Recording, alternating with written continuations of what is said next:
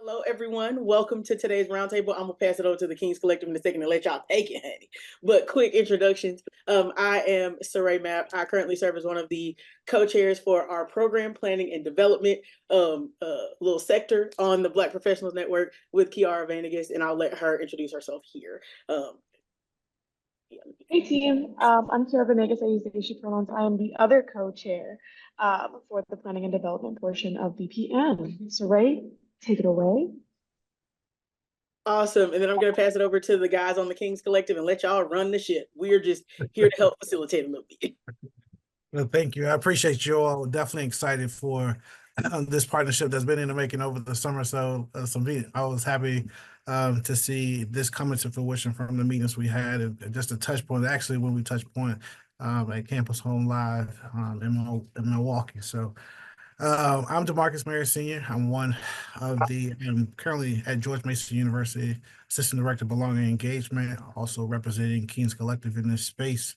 Have some other members on here, Nairi Charman, CJ Jackson, founder, visionary brother. Also, Dr. Anthony White is a part of this as well. As we get stated, this is really just to make space. Again, very thankful to Black Professionals Network of ACUHO-I for creating this space and creating this partnership so we can share the narrative of Black men in housing. We have some heavy hitters, some giants on this call just to discuss what their journey has been like and from their particular narrative, and dropping some wisdom, dropping some gems that we all can benefit from along in our journey. So just also happy to share space with folks.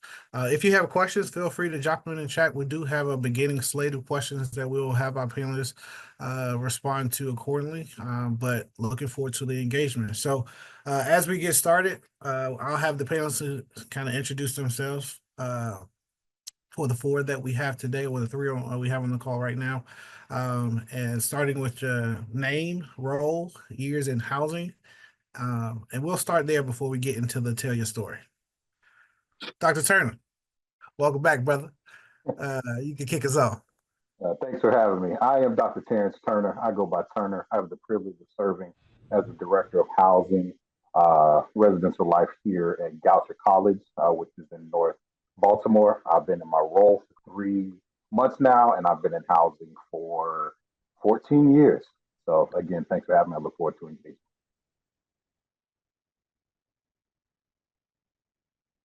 JT. Good afternoon, everyone. My name is Jermaine Taylor. I do go by JT, Assistant Director for Housing and Residence Life here at George Mason University. And I've been in my role here at George Mason for about 3 years now, and in housing for about 12.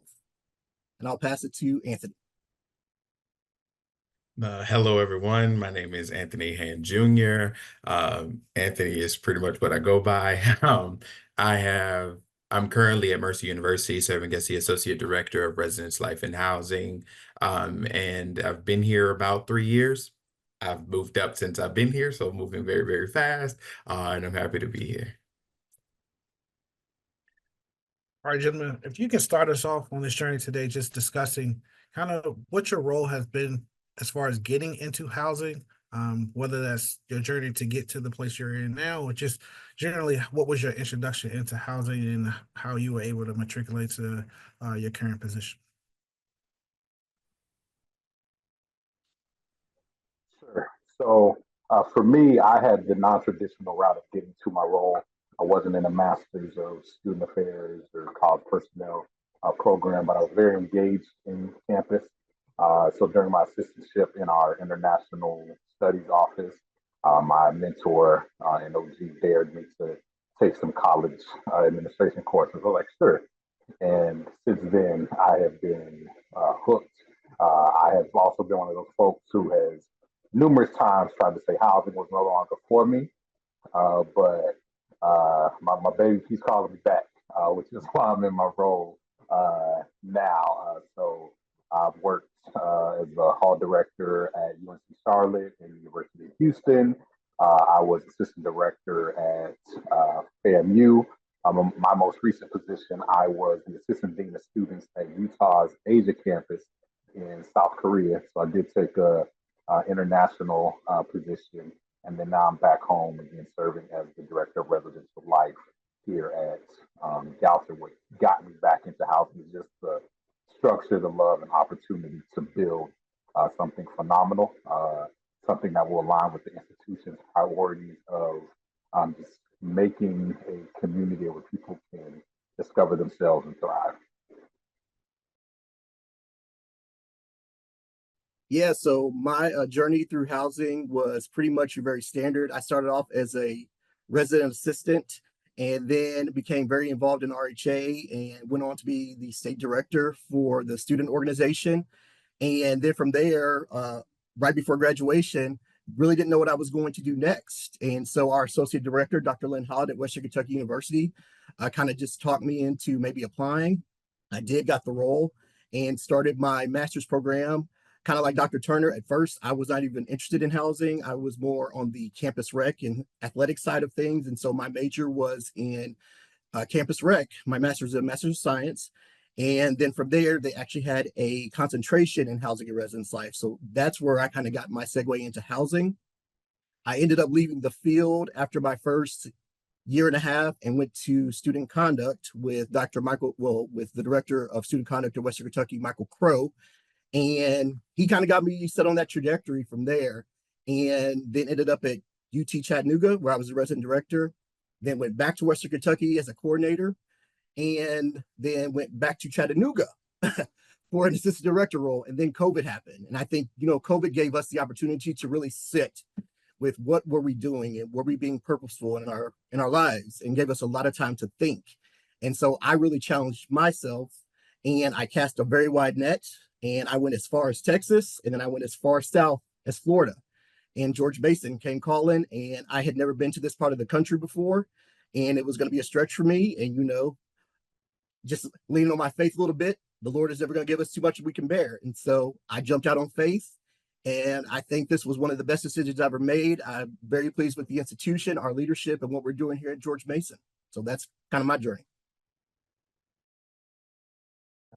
Much similar to what you've already heard. My journey is I was a desk assistant. It's kind of how I got plugged in as an undergrad. I then end up going to become a resident assistant. I actually had no idea that student affairs was a job, and I know that sounds crazy, right? But I just didn't think about it, that people were actually doing this every day. My VP of Student Affairs is the person who pulled me into this field. He pulled me in right before graduation and was like, look, you really need to consider student affairs. I think this is for you. It fits your demeanor, it fits who you are, and I think you can make a difference. My words to him was, no, I want to be a cruise ship director because that's what I wanted to do with my life. And that's what I was going to go do. I was in the middle of auditions at the time. Well, life happened. My son ended up being born very shortly. In the middle of all of this. So I was like, well, 6 months and a week is a long time to be away from him, and I just couldn't have it. So I ended up going to ABAC and serving as a residence life coordinator for residential education under the late Dr. Christopher Kinsey, who did nothing but pour into me ultimately. And so I did decide that after 3 years in housing with him, I was very interested in first year experience orientation. That's where I want it to be. It's kind of that theater piece, that cruise ship director world that I was living in. It was going to give me a little of that. So I went into orientation at the University of North Georgia. I ran 3 of the 5 of their university campuses of new student orientation through and through. Ultimately, it was a great experience. I loved every minute of it. However, housing was calling me back. It was something about the drive and the passion that I had, kind of putting my hands directly on students, and the impactful work that I did as a residence life coordinator. I felt like I was losing it in orientation a little bit. So I came back to housing.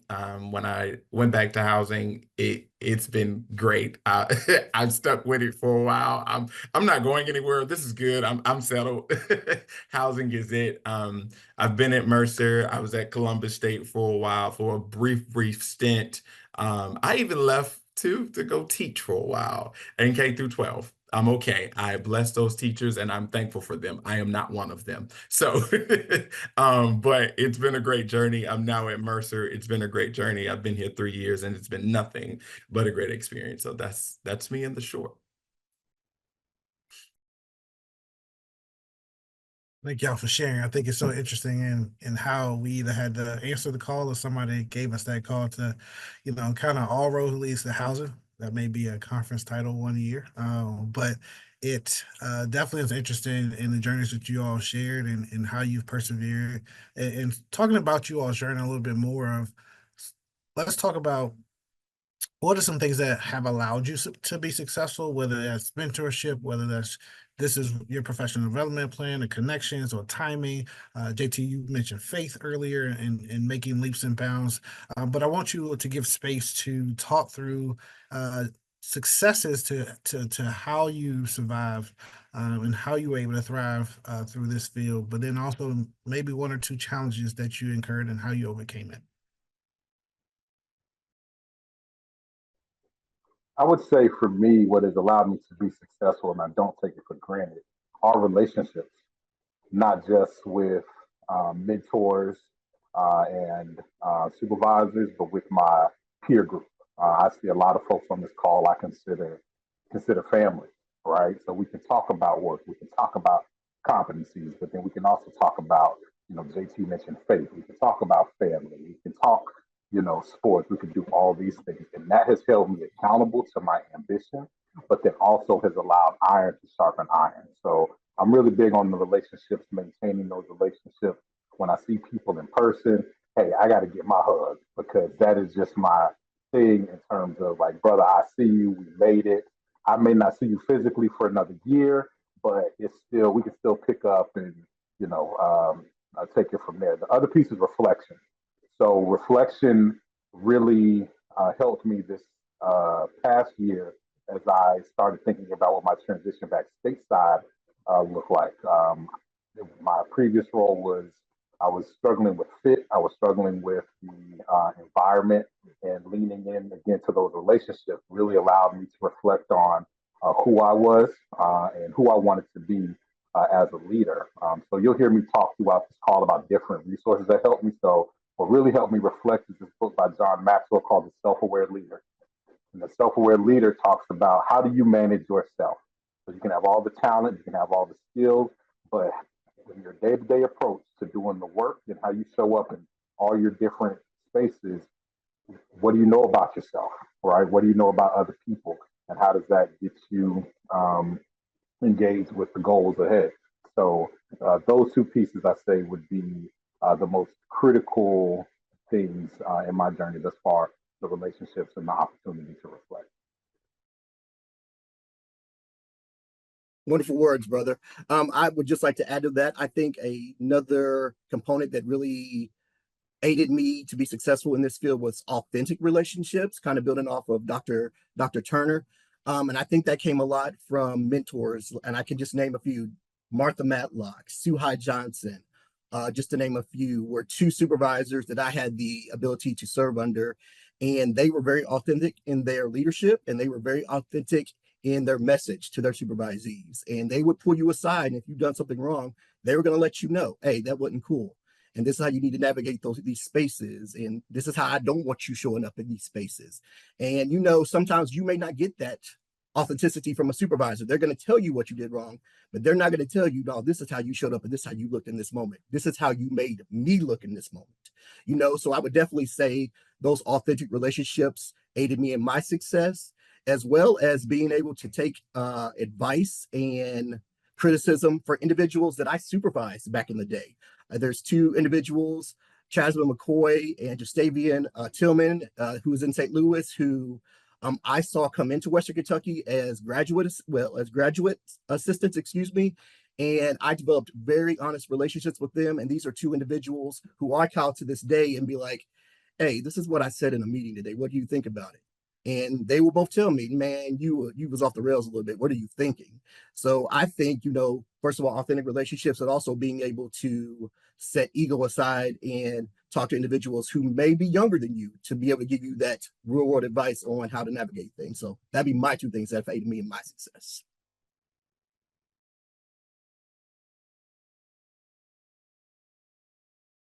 My bad. The mute button wasn't that crazy on me. But much like the other two, relationships is definitely something that drove him, but something that that took me a minute to realize that contributed to my success was when I was younger, starting in the fields starting in the field as a 22-year-old, as a full-time professional, I had to realize quickly that nobody expected me to have it all together. I think there is an unspoken world that people think that when you get into a full-time job, you're supposed to have all the answers and all the things that, exist, and you're supposed to be perfect, and you're supposed to know what's coming with this battle of being an adult. I had to become grounded in not only those relationships, but grounded in myself, that I knew that it's okay that I'm not perfect. It's okay that I'm making mistakes. It's okay that the dean has to pull me aside and say, hey, like that was not it. Like you got to do better. And like not taking things personal. I had to quickly wrap myself in that environment, because I feel like if I didn't early, I would have not made it as far as I have. So I learned to really just sit back and say, listen to what is being said to you before you respond. We have 2 ears, one mouth, much like in faith. God gave us 2 ears so we can listen twice as much as we talk. So it's that world that I had to learn that as a 22, 23-year-old. So the relationships grounded me, but it was that looking deeper in myself and saying, hey, like, throw your ego out the window. Like, listen to what people are telling you. It's not all bad. Like, listen and take what you need from it and grow with it. So those kind of help ground me and help me reach to the point where I am today. Guys, I can't. I'm trying to keep up. I'm writing. I know some of these things, but I'm trying to catch all the wisdom y'all dropping. These are great reminders. These are great reiterations about to really help stabilize the infrastructure of your journey. And I heard relationships are key. The art of reflection. Self-aware lead. I'm definitely going to try to get that context. JT mentioned organic relationship. Martha Matlock got me all the way together when I was at UGA, and was did not hold back. But I definitely appreciate, like you said, those key relationships and that key criticism. I think it's also important that we learn how to position ourselves to take that feedback. I know one of my faults early in my career is I never knew how to take feedback. I always took it personally, and it really is an investment. And people take time to give you feedback means they care and they're paying attention. So I had to think through that as well throughout my career and get used to that, build my relationship with feedback. And then coachability, I'm trying to drop that as well. I'm just talking about how to, being able to take that feedback, being able to listen and lean into what others are saying. And then Anthony, you brought it home with all of the wisdom that you were sharing, and just being able to, again, take that hard feedback from whatever position it was. Like if they're taking enough time out to say, hey, I see you going too far left or too far right. That means again they're caring, but they also invested in who you are and who you can be, and what that looks like. And so before we go into our next one, we actually have another all-star hitter who just jumped into the lineup. We're gonna give some space to Emmanuel Ganaway to allow him to introduce himself, name, title, where you are, and a little bit about yourself. Hello, my name is Emmanuel Ganaway. Um, I'm a hall director at the University of Michigan. I'm originally from Detroit, Michigan, but I did some graduate work out in University of Central Arkansas, and also I did some internships at the University of Texas in San Antonio. All right. And my So pronouns are he, him, his. thank you. Okay. No, you're good, man. We're so happy to have you a part of the team's will. We're just really going through some list of questions, so feel free to respond and drop your wisdom, drop your narrative. We definitely are looking to soak up what you all have to share. So as the next question, get a little bit more identity based. As a Black man serving in housing, how do you all feel intersectionality impacts your role, and how do you navigate that in the workplace?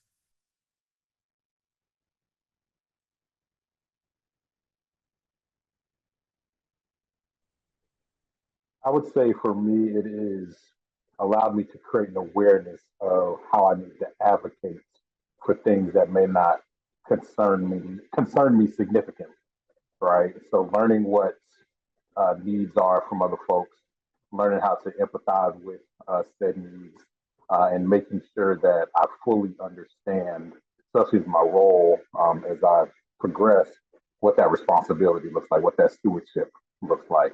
I think the other piece for me is shredding some of those things that we're taught while we're young. Be tough, you know. You know, you just got to take it. You got to man up. You got to do all these things. And what my last role taught me was that I had to unlearn a lot of those things because I just kept hitting the wall and I wasn't being completely honest with myself. So I had to think about how all of my identities were being impacted by the environment that I was in and the choices that I had to make. So again, that's the reflection allowed me to be a better advocate for myself and say, hey, what does Terrence the director need? What does Terrence the assistant dean need? What does Turner the father need? I want to go to the school play at 3 o'clock. What have I lined up for myself today to be able to make that? Is everybody clear on what this expectation is? Because I'm going to the play, right? How am I able to then say, all right, so I was gone for an hour and a half, but here's how I was able to fulfill whatever I needed to do in those moments. So I think just kind of sitting back and, people talk about diversity, recognizing diversity, just really getting to know folks through those authentic relationships, you find out what matters, right? And you find out who they are, and you're able to lead and serve once you can identify those things that really make them tick. Definitely being honest and transparent for a second, this was something I really struggled with my first year here at Mason, because before that I was in camps and conferences assistant director for guest services and really didn't have to worry about the supervision of other professionals. But then once I stepped into this role, I had to change my whole way of thinking, because in camps and conferences, you're more money-based and outcome-based, versus in residence life, now you're developing individuals and pouring in individuals. And kind of what Dr. Turner had just said, as we're growing up, you're taught to not show emotion, and emotions stay in private, and private conversations, things like that, how to navigate those. And so I kind of had to just retrain myself on what did it mean to be a supervisor. That's everything from being empathetic in situations if something was going home, giving individuals that space to talk about it instead of just being like, you're starting to gray those lines of professionalism and stuff, things outside of work. Let's not talk about that. So being empathetic to that, as well as showing my supervisees who I was. And so something that I did this year for the first time, and mind you, I've been doing this for 3 years, is I love to read. If you can see my bookcase, lots of books over here. And DeMarcus knows this about me as well. So with that, something I wanted to do was kind of give them more of a glimpse of who I was. And so I gave each one of my supervisees the opportunity to pick a book that they wanted to read. I would get the book as well, and we would say some time during every one-on-one, and we're going to discuss a chapter every, however far it goes into the semester. So being able to set ego aside again and kind of give them a glimpse of who I was. So that would be kind of 2 ways I kind of navigated, intersectionality in the workplace. Much like JT, I struggled in this world a little bit because I was young. I was just trying to figure it out. During my time at the University of North Georgia, this is where it really came into true perspective for me that this was something that I had to learn to conquer in life. It wasn't nothing I was scared of. I just had to learn it because it was different. I had to learn that sometimes everything that's presented to you is not meant to make you run the other way. Sometimes God gives you that mountain and say, I'm going to put it right here and you're going to climb it, whether you want to or not. And that's the position that I was in when I was at the University of North Georgia. He told me that you're going to climb it, whether I want to or not. But as a hard-headed individual, I didn't want to climb it. But what ended up happening is it ended up spilling into my family life. It ended up hurting and kind of really causing some issues there. And I had to say, like, why am I allowing this life to spill over into this when God is giving me the answer I need or that I want? I just got to take the path he wants me to take. But this comes along with the world of I'm sitting around a table where, I mean, to be honest, no one looks like me. I was leading a charge, a huge charge of Family Day as a chair, as a young 25-year-old leading a institution, a senior military college, this big event that they do. And I'm like, how am I supposed to do this? Like, where am I supposed to go? And my supervisor's like, you got it. You got it. Like, and I'm like, no, I need help. And she's like, no, you have it. But it was truly about understanding that it- I was feeling the imposter syndrome around the table, but everybody around me was truly saying, you got it, you have it. But that's not what I was hearing. I was hearing, you'll never grow, you'll never do this, you'll never get anywhere. And those words, I had to truly, much like Dr. Turner just said, unlearn that behavior because I was raised in an environment where it was keep everything safe. Like, don't look like you, don't mess with it. Don't act like you, don't mess with it. I had to quickly unlearn that really, really fast and realize that the principles and the values I taught were not all negative and they weren't bad, but I had to learn to say, okay, these look different in this world for me.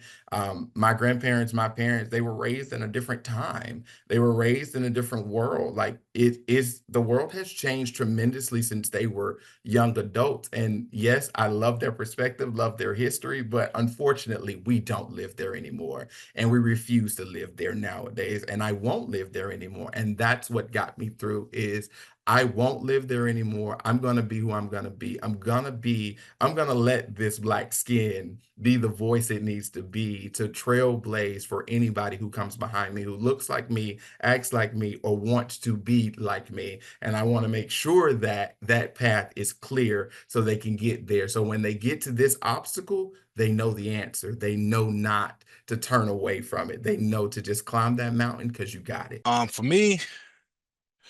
For me, so I'm gonna speak to my I'm gonna speak to my younger days when I first went to the University of Central Arkansas. So when I went to the University of Central Arkansas, I was a hall director, a first year hall director. I was a graduate student. Um, not only that everyone didn't look, not only that everyone didn't look like me, the people that was there that looked like me was different than me. I come from the inner city of Detroit, Michigan, and I was afraid. Honestly, I was afraid to speak to everyone because I think everyone else was smarter than me. Everyone else was more intelligent than me. I had the tools. I had the tools. I've been supervisor countless times before, but this was under a different atmosphere. Like everyone suspect me to have the answers or be as knowledgeable as everyone else, and I felt like I didn't have the tools. I felt like I didn't have the tools for that. Now back home, my family members, they loved everything I did. They thought I had the tools for everything. But it was like when I was at University of Central Arkansas, I'm scared. But when I'm at home, I'm more comfortable because those are actually my people. But when I go to University of Central Arkansas, everyone was more smarter than me, and not that they were. Oh, they were smarter than me, and also they looked different. So it was just like a big culture shock to me. It just took practice, time, and speaking to my supervisors and asking them questions or what to do. And long story short, I hooked on. I hooked on 2 years later and became good. Again, more gems dropped. And thank you all for just, identity is real, right? And it's important for us to be intentional and create space. But that can also, I do acknowledge that can be hard, as you all have shared, especially if you didn't learn that, right? I've caught myself in a number of conversations with younger professionals, feeling like the old uncle on the porch in the rocking chair, like back in my day, back in my house and heyday. We walk from one duty building to another with no shoes, and those kind of things, right? But we are always charged and challenged to make the field better, right? And that the field is also us. And so you all drop amazing gems about accepting that challenge, challenging your norms, changing your narrative. And it takes arduous work for us to continue to realize who we are. It is very isolating and lonely when you're an only, particularly as a Black male. You already have, you can feel when you walk in a room, and you're an only, right? You feel the eyes, you feel the presumptions or the assumptions. And so being able to navigate that, I think having a community like this, being able to make space and share and learn from others is very, very important. So identity politics are real. So make sure you are connecting with folks and talking through what that looks like for you. As we kind of move on from identity politics into the next realm, we're going to talk about campus politics. If you don't think campus politics are real, that's another webinar in the future. We're going to talk about what that looks like, right? But in it's no secret, campus politics exists in pretty much all that we do in higher education, and can be complex and require the ability to navigate campus politics in a very intentional and meaningful way. What are some of the lessons or things that may have been helpful through your journey navigating different institutional or departmental politics? Great question. Biggest lesson is that some situations call for more observation before they call for an opinion. Mm. Being able to understand the issue from multiple lenses, outside of the one that impacts you the most, so you can, empathize. You can understand why this decision was made and what that may look like. I think the other part, you have to be prepared to go at it alone. You can sit in your huddles, you can sit in your circles, and everybody raising all this fuss about pay and duty and all these things that they don't like. But when you call it out, if you're the one who was courageous enough, you got to be prepared to not have those same voices behind you, because folks may fear it in a different way. Right. So just be prepared that if you're going to advocate, you're going to call out something, you're going to advocate for something, be prepared to stand alone. But just understand that's kind of how you may be built. And you may have to go back and say, hey, so I went and I talked to boss man about what we talked about, and these are the things that they're willing to compromise on. And they were like, okay, great. I'm like, well, it'd have been cool if we would have certain numbers, but if this is how we get things done because somebody has taken on that responsibility, I'm okay. I'm okay with that. And I think having allies on campus who um, you can trust and have certain conversations with, but then also be prepared for whatever you say coming back around, and having to account for what you said and how somebody may have interpreted it. Just to add on to that, I think another one that's very important, if we've brought this topic up multiple times, relationships matter. We work at big universities, and regardless of what you think, you might need an individual in another department to help you out in a crunch or a situation. And one I can think of, we had a community director who had started here, wasn't quite ready to be onboarded yet, and had gained a significant amount of tickets. And we had to reach out to one of our good friends in parking to help us out. He was able to subtract a substantial lot of money from this individual, and he ended up having to pay maybe 5% of the total.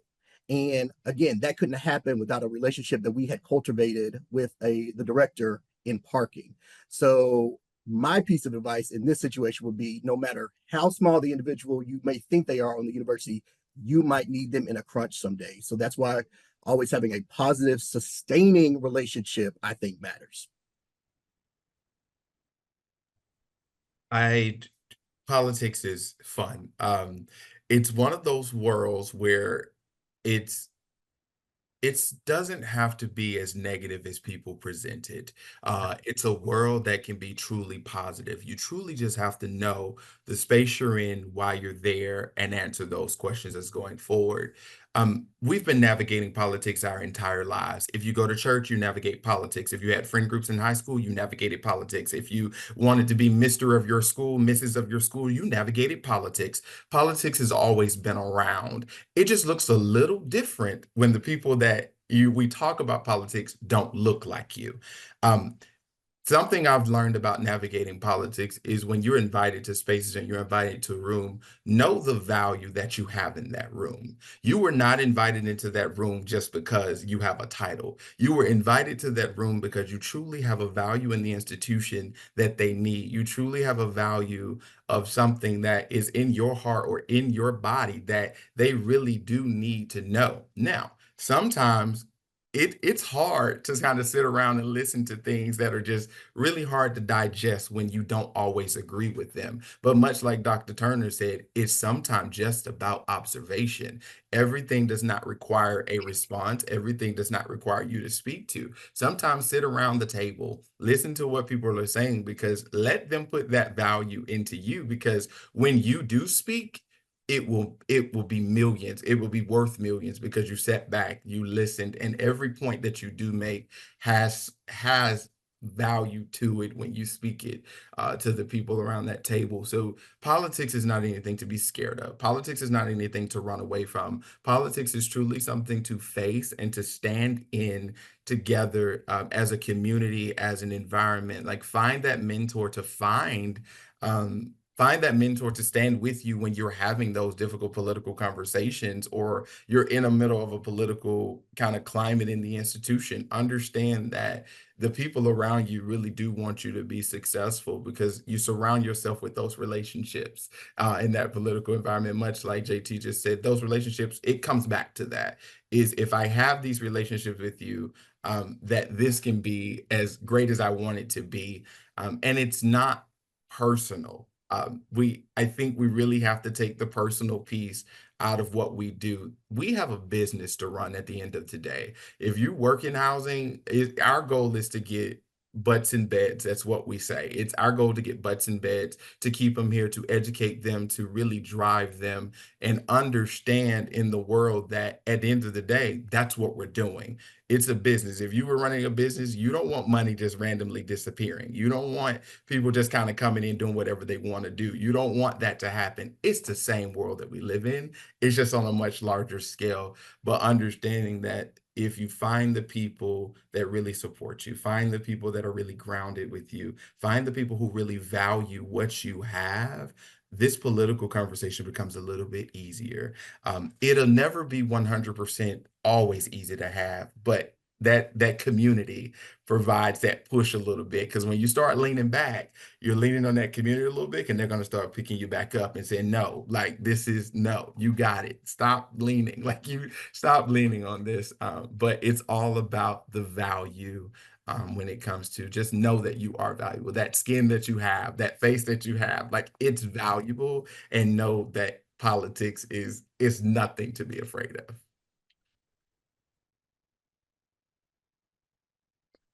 Okay, for me, I want everybody to know I'm still young in the field.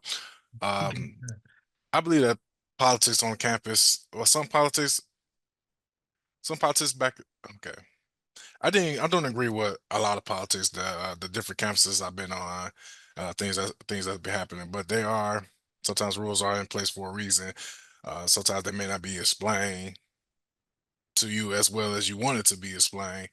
But I think that sometimes things are in place for a reason. Um, I think that's all I'm gonna say on that topic. Usually, I used to take everything personal, but now sometimes I see that everything's there for a reason. Yeah. Can I add to that? I think the politics are there to help build a muscle that you'll need later on. So you're not there to solve every problem. You're not there to answer every question. But again, for me, I'm able to reflect on lessons from 6 years ago, 5 years ago, that it's like, ooh, this looks real familiar. So now from that situation, this is what I learned. And you'll be surprised when you trust yourself and exercise that muscle that you built. You're like, hey, I was built for this. So I stress the importance of reflection and being able to know again, everything has a season, everything has an opportunity down the line. Yeah, definitely agree, guys, with everything you said. And, even Emmanuel, like stating, I can even tell in your response of, you know, understanding that, as Dr. Turner and so many have said, that everything doesn't need an opinion. It doesn't need a warrant or response just because the politics is evident and is present and does have an impact. But we must check our emotions and what that looks like. Find you a friend, go talk, find you a colleague, and I say talk and problem solve, not talking gossip, right? Because the gossip just can become a wildfire. It doesn't do anything to help with the resolution of the feelings, that the impact that we may be feeling. But the other pieces of I had to learn the hard way is to use politics as a classroom and to continue to observe and absorb the lessons, because there are so many, as Turner alluded to, there's so times I've learned just how decisions are being made, that has given me a skill down the road, that I didn't even know that I would need. Um, going through different things, and seeing how different leaders respond to different things accordingly. So I kind of build my own portfolio of saying, I remember that this leader responded in this way that can help us help whatever situation may go on. The other thing is, and I know a lot of brothers on this call, we've exchanged this language with each other, is, stay ready, don't get ready, right? When you stay ready with that knowledge and with those lessons, there will come a time where your opinion will be warranted and it will be needed in a space. So when you have that, you will have that context and have that experience to pull from and say, oh, yeah, they tried that at this campus 3 years ago. That did not work. And here's the context, right? And so that will be your space. So I really had to learn patience in politics, because I was very vocal in the beginning of my career. And I really had to sit back and learn how to be quiet and just observe and listen. So as we shift now from politics, uh, we have about 15 minutes left. And one of the things I really think that is an ongoing importance in our field is talking about networking and mentorship, which all these giants on this call, I think you all are great models, and voice boxes for the importance of networking and mentorship. So talk a little bit about how you build a network, because I think a lot of people can, say, oh, go get your mentor. You're missing a mentor. You need to go talk to this person. But how do you build a network of support, and how do you grow your village? Like, what is the intentionality behind it or strategy behind that? My strategy over the years has, I think it was JT earlier who said authentic relationships. So people who I don't mind being around, people I don't just have to talk work about, people that I feel have gifts that I may not necessarily have. So again, I sit and learn. I love to hear them talk. I love to hear them, wax poetically about, hey, I'm in facilities and operations. This is what this looks like. Great. I'm a new director. Here's some things I may need to pick up on. I think the other thing is you need that kindred spirit of your network, meaning folks you identify with, but also I make space for people who don't look like me. Some of my best mentors, closest mentors who have poured into me are white, are white women, white males. So giving people the opportunity, even though it may be hard because you just may have some biases and experiences, you're just like, yeah, I can't, share that type of space with folks. That has really helped me as well, because they are an advocate for you, and then you're also able to share those experiences as a Black man with them.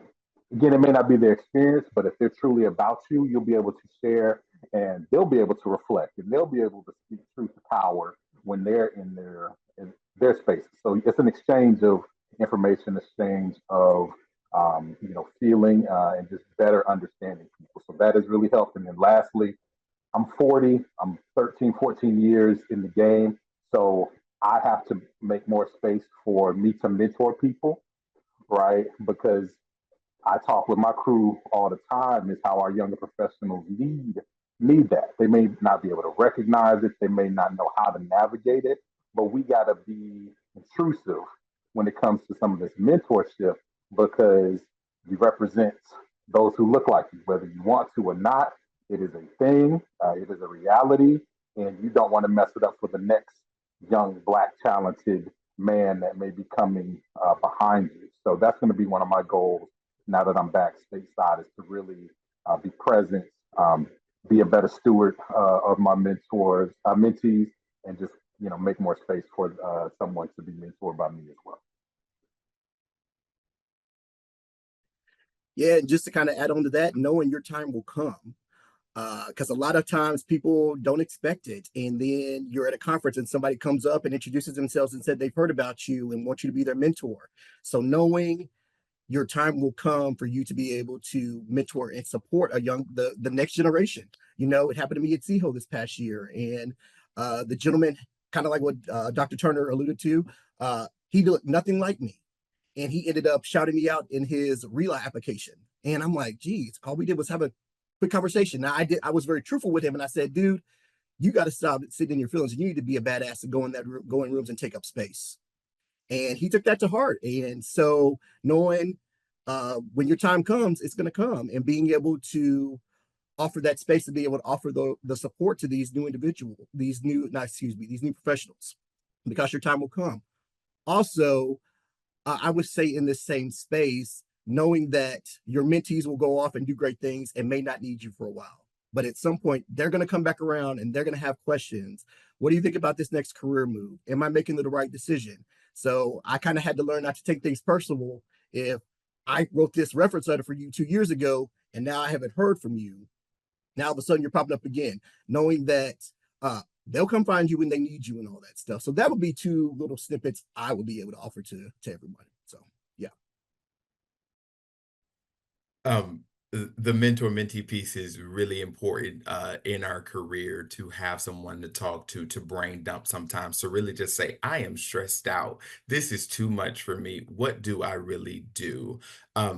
It's about knowing that be confident in every room you walk in. I don't care if you don't know a lick about what's about to happen right now. You walk in like you own it. You walk in, as much as JT just said, you feel that space, you feel that environment. You go in and you listen and you see what can be poured into me out of this space. Is really, what can this institution do for me just as much as what I can do for this institution? Like, that truly does exist in this world. But also, we should always be wearing a mentor-mentee hat. As mentors, the path that we are walking for the new people that look like us, that are coming out of grad school, that are getting ready to do this, realize that they are watching everything that we do. Meaning, as they say, I want to be like you. Okay, are the steps that I'm walking the steps I want you to walk to? Or are the steps that I'm walking not really the best? I got to remember that. It's about reaching back sometimes. Much like I just had this happen, is I have identified a couple of Black men that just seem to have been thrown to the wayside by other people in the field. And I hear I don't have the time. I hear I don't have the mental capacity to do this. We always have the time. We always have the space, because we're parents, we're teachers, we're educators, we're spiritual leaders. We are a lot of things in a lot of worlds. So understanding that as mentors, that we can truly just say, even if we don't have the space, I can say, let me go get one of my brothers, because I know he got some space. I know he got some time. Let me find you the resource you need, because we love to say, go find a resource, much like this, we hear it. Go find a mentor, go find someone to help you. You really need to get one. Well, how do I get it? Nobody ever lays down the path of how do I get the mentor? And even sometimes if you're comfortable, it's time to change. When comfort happens, it's time to change. It's better to be uncomfortable than to be comfortable. So if you're uncomfortable, you're doing the right thing. You're growing, you're developing yourself. If you hear things that just don't sit right with you, if you apply for 30 jobs and all of them are no, that's not where you need to be. Go back and talk about, where do I need to go? What is my true skill set? Am I not selling myself the right way? Like, what is my specialty? Am I just not doing what I need to do? But it's about understanding that being in these spaces, at conferences and things, truly leave your institution. Leave them. Let them be. You work with them 365 days a year, just about. Leave them alone and go hang out with somebody else at dinner. Go meet with the school. It's much how I started. And I'm going to shout out Dr. Wells and Dr. Ricky Clark, because those two showed me that path in life that I don't have to hang with the people that I came to conference with. I can truly go. I was at ABAC and people thought I worked at Mercer, but I did not. And that was my first kind of introduction to this. You know, those two very profound Black, you know, individuals in this field who have done great work have truly shown me that like it's okay to just go be somewhere else. And that's my message, is really just take time and take opportunity when you do travel, you know, and you're sitting around the table, we're in these social hours, go meet someone new. I make it a goal. I take about 30 to 50 cards with me, and my goal is to never come back with one. Because if I come back with some, I feel like I'm serving myself a disservice. I make sure everybody gets a card that I meet, because I never know where that relationship will go. I never know if I'm going to sit across the table from them in this mentor. You know, I never know if they could be a mentor. I never know if they could turn into a mentee. So it's the world of leave yourself open and be willing to be vulnerable to the fact of growth. Be vulnerable to growth, because if you're vulnerable to it, the world is an oyster to you. I don't know if you're looking at the screen, Anthony, but everyone's saying amen, amen. So thank you for that. I don't know how I'm gonna follow that. I guess I'll say I'm gonna say like be yourself. I guess be yourself when it comes to like conferences and things. When you want to meet others, you want to attract someone that could better cater to you as a mentor, in my opinion. And I'm a person. I'm a nice person. I know I have to work on that, but I'm one of the nicest person in the world. But I do have fallouts with some of my mentors sometimes. But sometimes uh, I feel like my mentors is here to help me, tell me the truth instead of let me instead of hindering me. Uh, Also, keep in touch with your mentors. If you all have any mentors, keep in touch with your mentors. I know they probably like a phone call away, an email away. Always keep in touch with them, because they're always gonna steer you in the right direction. If they steer you in the wrong direction, then you have to get a new mentor. Okay, that's it. DeMarcus, can I add to this? I think, you know, even though this is the black men call, all right, I see black women on the call. And for me, it's also just being kinfolk, right? You typed in there, not all kinfolk, you know, equals, you know, kinfolk. But I think just being that kinfolk really helps us all take care of one another. So understanding what allyship looks like, understanding that as a black man, I have certain privileges and um, things that are rewarded to me just of who I am, my size, what I look like, my title. So how does it look for people who, again, those different intersections don't necessarily match yours? So being in space, making sure that when black folks see you, they're like, all right, does he have our back? Is he able to understand? Is he able to advocate? Is he able to serve? Right. So I really think about what that looks like in terms of the mentee mentor network. I said in the comments, if you don't think it's a good fit, it's okay to refer to someone. Right. If I have female mentees, I make sure they know some of my female colleagues that I'm close with, because now I need to expand their network, but then also know I don't live the experience of a black woman in student affairs. So I need them to be able to connect to someone who can speak to that and serve in that particular area. So that way they're getting the holistic care and not just black man, heterosexual, all my identities and how I experience the field, but they're able to get a well-rounded view. And something else to add, because I've been in conversations where someone has come up and called someone a mentor and they took offense to it. I think it's a blessing, because that means somebody is watching you and they have seen something that you have done that they want to be like, I want to emulate them, or I want to be something like them. So I feel like individuals really need to take it as a blessing that somebody is actually seeking you out to look up to you, to be like, hey, can you kind of be my resource and kind of, you know, be my, I'm going to say mouthpiece, kind of be my sounding board for me in my next step as a professional. So take it as a blessing, because we all know in this field, just being very casual for a second, not everybody needs to be a mentor and not everybody's called to be one. So when that time comes, take it as a blessing and an opportunity. All right. Appreciate that, JT. Now, thank you all so much. I know we got like 60 seconds left. I'm not sure if we're on time. We're going to cut off real quick, but I did want to give, again, special thanks to all of our panelists today for taking your time and blessing us with your wisdom, with your experiences, with your narrative. Definitely felt like my whole soul with the church a couple times. So I appreciate that. It gave me a lot to think about and chew on after this space. And also just to be in a space to soak up, just looking at you all. We honestly could have just, somebody could have played some music and we could have still been working. I value each other's presence, which I think is so valuable when we share conference spaces together. Before we kick it over back to BPN, and we're so thankful for this partnership, I did want to give just make space for Nairi, CJ, or Anthony if want to say anything on behalf of the Kingz Collective or anything of that nature. Just really quickly, a thank you to the BPN for giving us this opportunity to partner. And I think it's important. I've been speaking one of my mentors who gave me some sage advice probably 15 years ago or so. These spaces are important. I mean, it's important for us to formalize some of these spaces. Tyler, I think you asked over here in the comments, how often or how frequent are these meetings? We're trying to make them monthly. And so here comes the shameless plug for the Kingz Collective.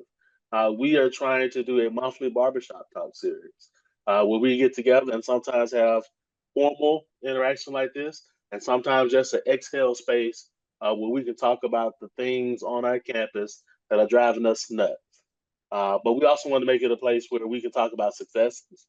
We can talk about how we get to those places. We can talk about the realities of being a senior housing officer and what that looks like. And we can talk about how we engage with the young professionals and with other folks to make sure that we are strengthening the profession and making sure that people, specifically Black males and other men of color, have someone who they can latch on to and get some advice and remember that they're not going through this journey by themselves.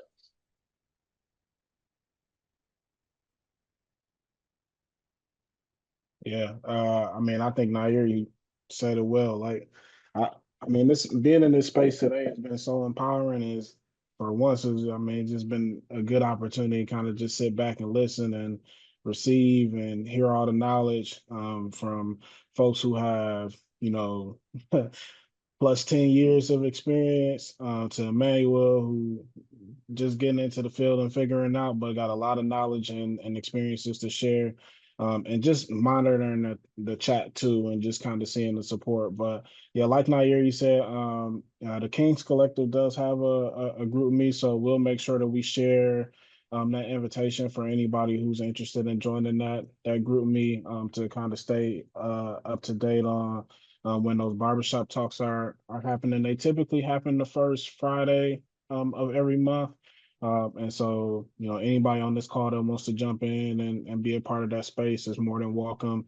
But I don't know about anybody else, but my heart is just overjoyed. I'm just going to put my period right there and just, when we get off this call, I'm going to be doing a lot of reflecting and appreciating for this opportunity and the space that we have. And I hope that we can continue to keep having partnerships like this moving forward. Awesome, awesome, awesome. Well, thank you to all of our wonderful panelists.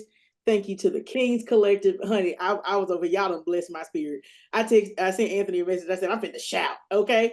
So thank you. Like I said, this will be, as soon as the recording is up and running, it'll be on the playlist. Those links have been dropped in the chat. Join all of the group meets if you're not in those. Stay connected, build the network. Thank you all. Y'all are amazing.